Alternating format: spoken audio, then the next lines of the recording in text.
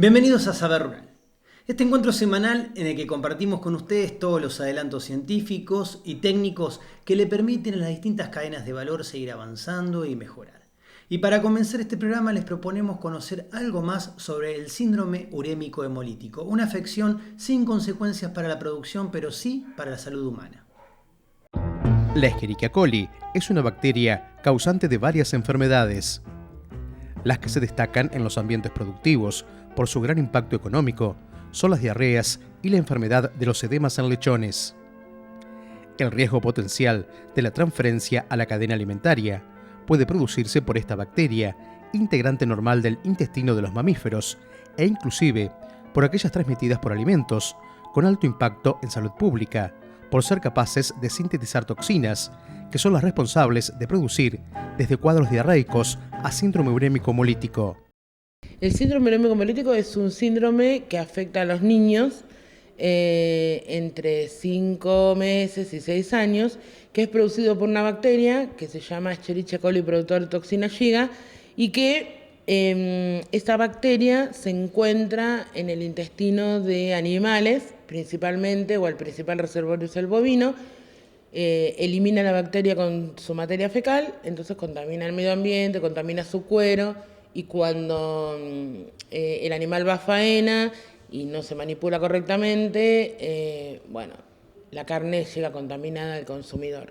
El síndrome urémico hemolítico afecta a, esta bacteria que produce una toxina, tiene receptores en órganos como el riñón, como el sistema nervioso central, el hígado o el páncreas, entonces produce la muerte de las células, y de ahí los síntomas o los signos del síndrome urémico hemolítico son insuficiencia renal, problemas a nivel diarrea sanguinolenta, problemas a nivel del sistema nervioso central, coma, y puede producir la muerte de los niños.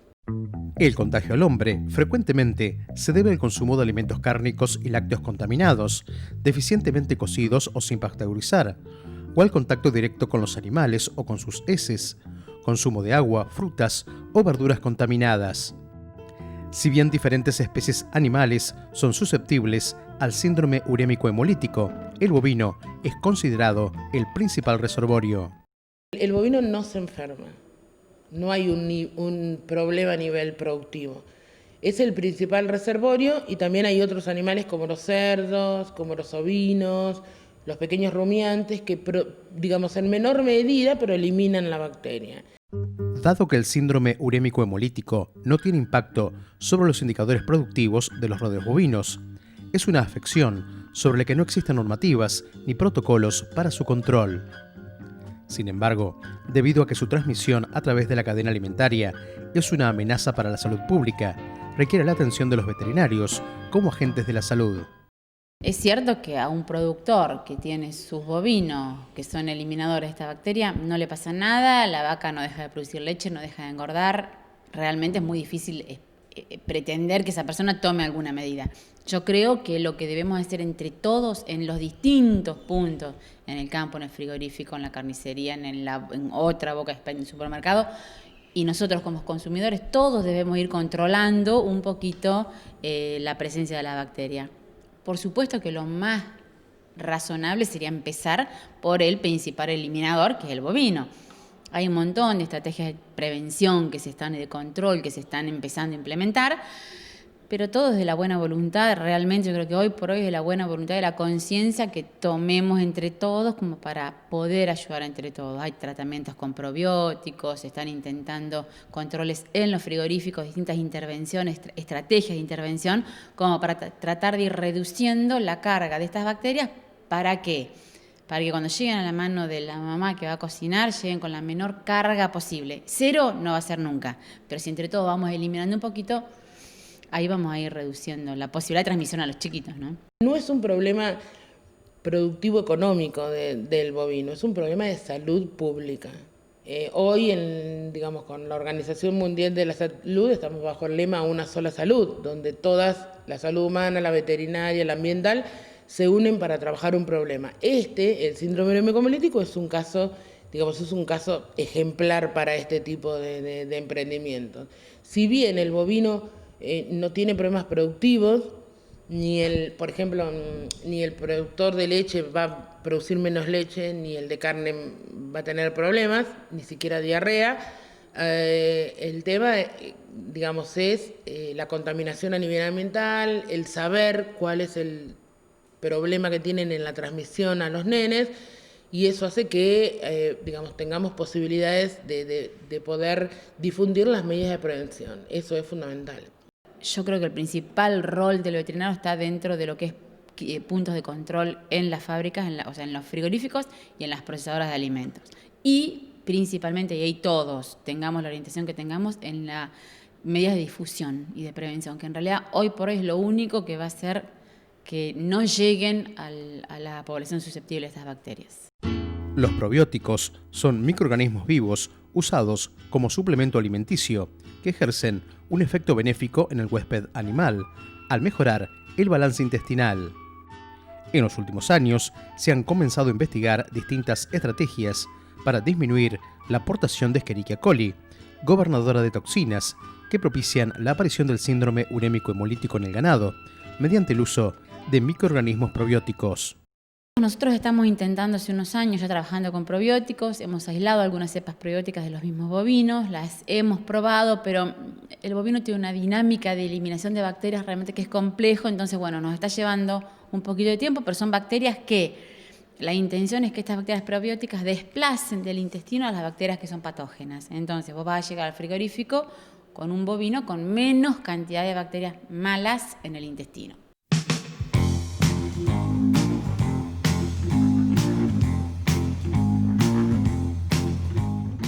Después de ver cómo el síndrome urémico hemolítico no afecta a los índices productivos, pero representa un problema para la salud pública, les proponemos hacer una pausa. Pero no se vayan porque en nuestro próximo bloque vamos a saber más sobre las zoonosis urbanas.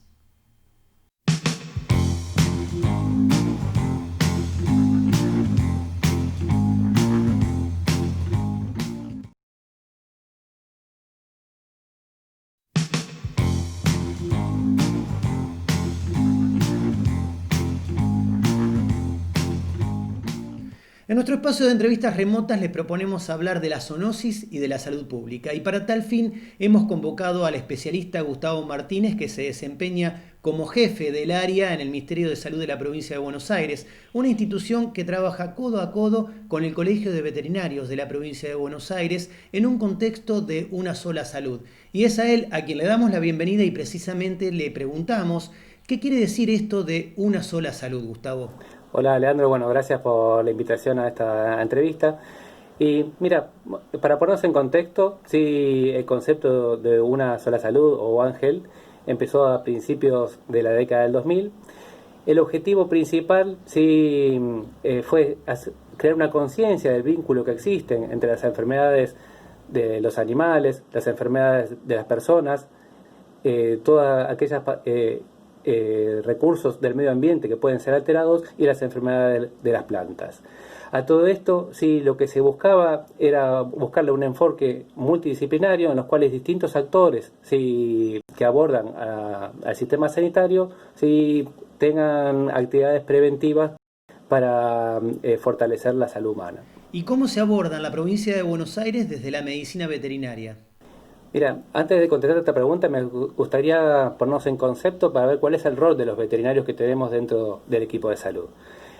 A grandes rasgos, sí, el sistema de salud de nuestro país, de la República Argentina, está dividido en distintos niveles. ¿Sí? Es como si fuera una pirámide, hay un nivel basal, ¿sí? o nivel base, en los cuales estamos integrados todos aquellos veterinarios, ¿sí? del ámbito privado y público, aquellos laboratorios veterinarios, las facultades y bueno, todo el equipo de salud humana, en los cuales el objetivo que tiene es aportar toda aquella información sobre enfermedades, notificaciones y todos eventos sanitarios a los distintos niveles. Niveles superiores, sí, tenemos por ejemplo un nivel intermedio representado por los centros de zoonosis, en el caso de la provincia de Buenos Aires son 135 municipios, después sigue hacia arriba la pirámide con un nivel provincial jurisdiccional, que es el encargado del abordaje de esta problemática a nivel provincial, que está representado por zoonosis urbanas, que es la entidad que represento, y por zoonosis rurales, que aborda las patologías más de producción. Y tenemos también un nivel central, que es el nivel nacional representado por Zoonosis Nación. Pero acá lo principal de que todos los veterinarios que se encuentran a nivel primario o basal es el encargado de dar toda aquella información sobre los eventos sanitarios de que pasan en la población. Entonces el rol se centra en la identificación y la información urgente de una zoonosis. Claro, hay distintos tipos de enfermedades, sí, que depende del riesgo sanitario. Esas enfermedades están listadas bajo una ley que es del año 60, que es la 15.465, en los cuales da prioridades, sí, a aquellos eventos que tienen que notificarse según su letalidad o morbilidad. Sí, por ejemplo, rabia, leishmania, sí, bueno, ahora incluido COVID. Pero bueno, esas enfermedades tienen una velocidad de respuesta, sí, del sistema sanitario, tanto de los veterinarios como de los médicos humanos. ¿Y qué incidencia tiene la zoonosis en el ámbito de la provincia de Buenos Aires? Mira, a grandes rasgos, sí, nosotros empezamos, Zoonosis Urbana empezó con el diagnóstico de rabia hace muchísimos años, sí. Para que tengas en cuenta, sí, de lo que estamos hablando, tenemos aproximadamente una incidencia de 105 casos de rabia confirmados en quirópteros en nuestra provincia en los últimos 3 años, que aumentó en forma exponencial con respecto a años anteriores. Posiblemente esto es debido al aumento de la vigilancia.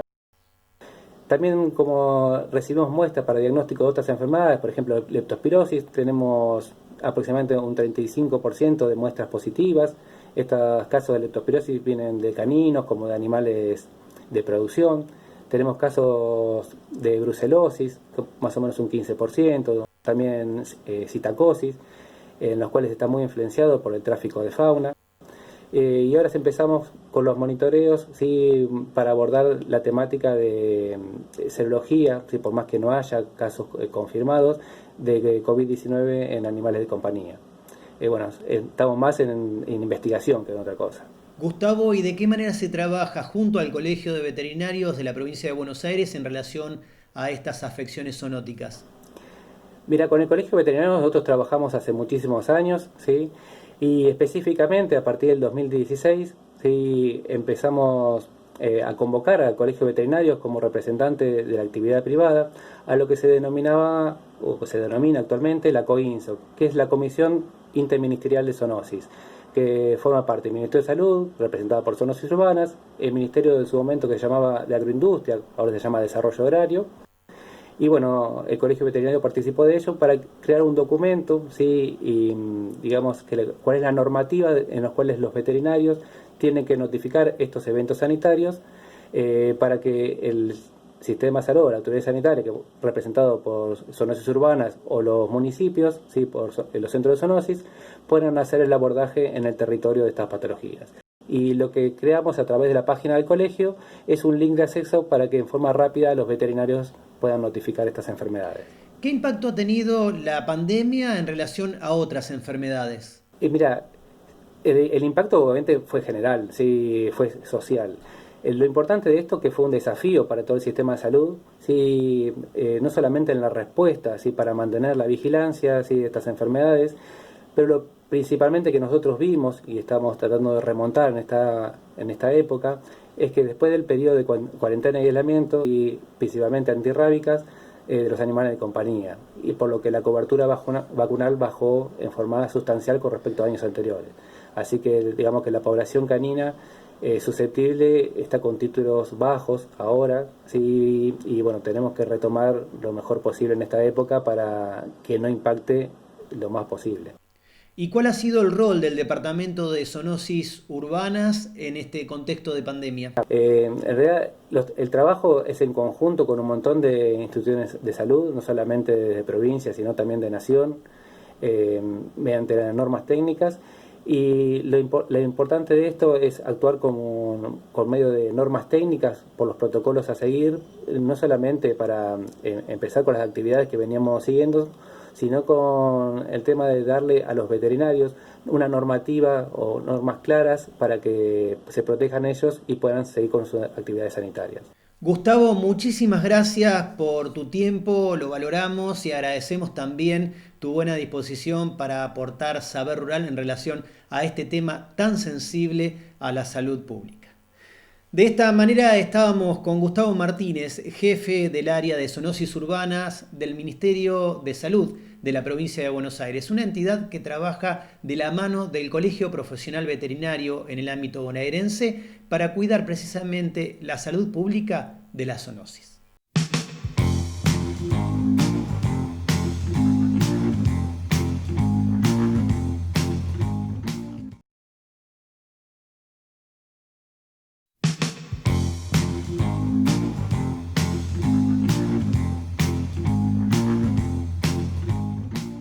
El arbolado urbano puede ser un bien común o un problema para los ciudadanos, y para ver cómo se lo puede gestionar, compartimos con ustedes este informe. Los espacios verdes, ya sean deportivos, culturales o turísticos, cumplen en todo momento una función ecológica y ambiental indiscutible. Tal es la importancia de ellos que es fundamental una gestión racional y adecuada, especialmente sobre los árboles de alineación y los que forman parte del arbolado público en los ejidos urbanos. Los árboles en el ejido urbano se pueden encontrar de diferentes formas. Puede ser lo más frecuente, que son alineaciones, que son lo que uno comúnmente ve en veredas, y también forman parte de espacios verdes. Especialmente, tanto en una situación como en otra, hay factores comunes en cuanto a funciones y beneficios. Es conocido los beneficios que prestan los árboles en las ciudades respecto de, por ejemplo, el confort que brindan a la comunidad. Todos sabemos que en determinados meses del año de alta radiación genera una situación de sombreado y de confort, por supuesto. Amortigua ruidos en ciudades donde existe mucho tránsito y mucha afluencia de vehículos, es importante en la amortiguación de ruidos. Capta polvo en suspensión, que también es muy favorable para el confort y la salud de la población. Fija dióxido de carbono, produce oxígeno, es decir que es un grupo de factores muy beneficiosos para la comunidad en general. El arbolado público de alineación constituye uno de los factores más importantes en el medio urbano, permitiendo establecer un equilibrio entre las construcciones del hombre y la naturaleza. Los árboles representan un recurso natural panorámico y, por ende, se considera que producen estados fisiológicos más distendidos para los ciudadanos, resultando un factor determinante en el plano estético.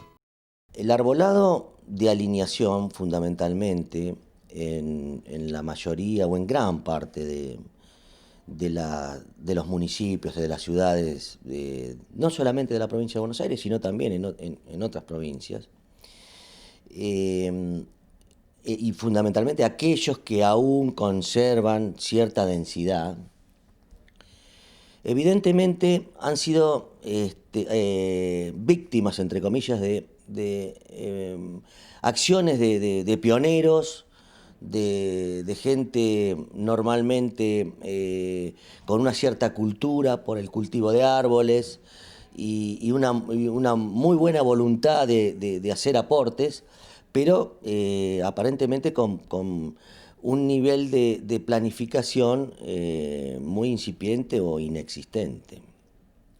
Eso genera la presencia de árboles, de especies de árboles, no aptas para las condiciones donde están establecidas. Eso es un caso muy es una situación muy frecuente en los municipios. ¿Y qué trae como connotación eso? Bueno, muchos trastornos, tanto en la infraestructura de la ciudad, tanto a nivel de veredas, a nivel de frentes, de interior de propiedades, dificultades para la transitabilidad de los peatones, de la circulación de vehículos. Se observan veredas afectadas, con las complicaciones que puede traer eso en cuanto a los riesgos de accidentes por la gente que transita las veredas. Es decir, son complicaciones de magnitud.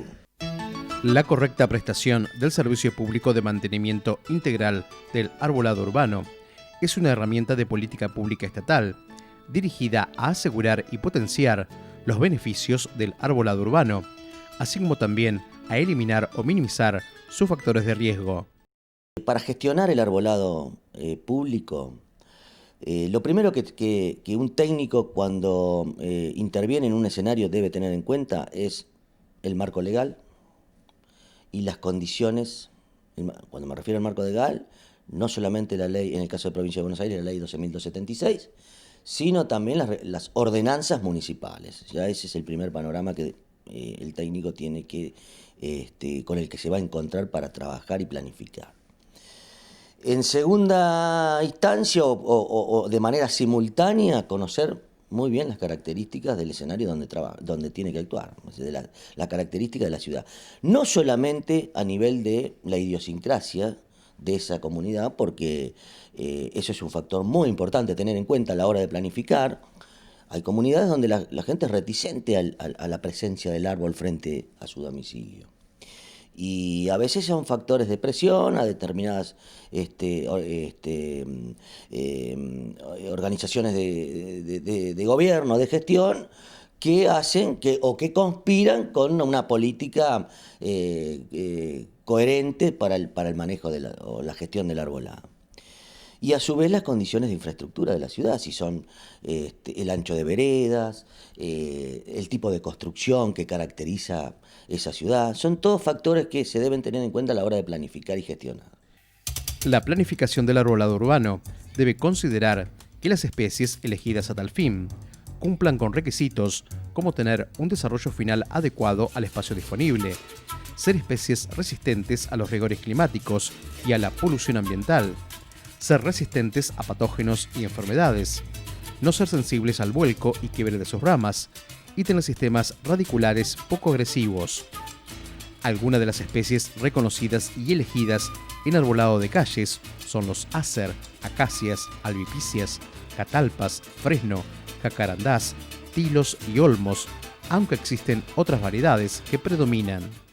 Existen recomendaciones que están presentes en bibliografía, hay muchos autores que han trabajado en el tema y efectivamente son coincidentes en cuanto a la necesidad de planificar alineaciones o reposiciones o nuevas forestaciones en función de algunos criterios como por ejemplo el ancho de veredas. Entonces, para determinadas situaciones, obviamente hay que considerar además aspectos de la latitud y situaciones climáticas de la localidad donde se interviene, pero en líneas generales, como criterio general, valga la redundancia, es importante tener en cuenta el ancho de veredas y la especie que se va a elegir. La especie está también relacionada con la altura máxima que pueda llegar a expresar en su vida útil. Entonces son factores que muy incidentes a la hora de planificar. En líneas generales existen como criterio básico que a tener en cuenta.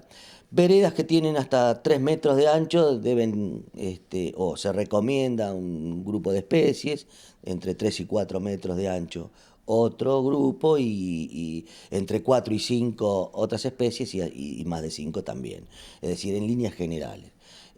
Así que yo creo que es uno de los factores más o muy incidentes a la hora de planificar forestaciones.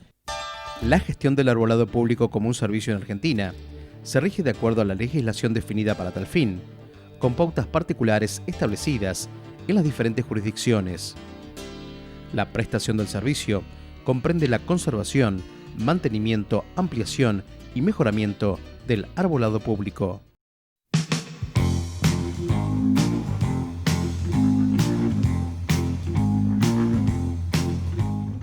Amigos del campo, de esta manera llegamos al final del programa. Muchísimas gracias por habernos acompañado una vez más. Nos vamos hasta dentro de 7 días, cuando los estaremos esperando para compartir nuevamente junto a ustedes mucho más saber rural. Hasta entonces.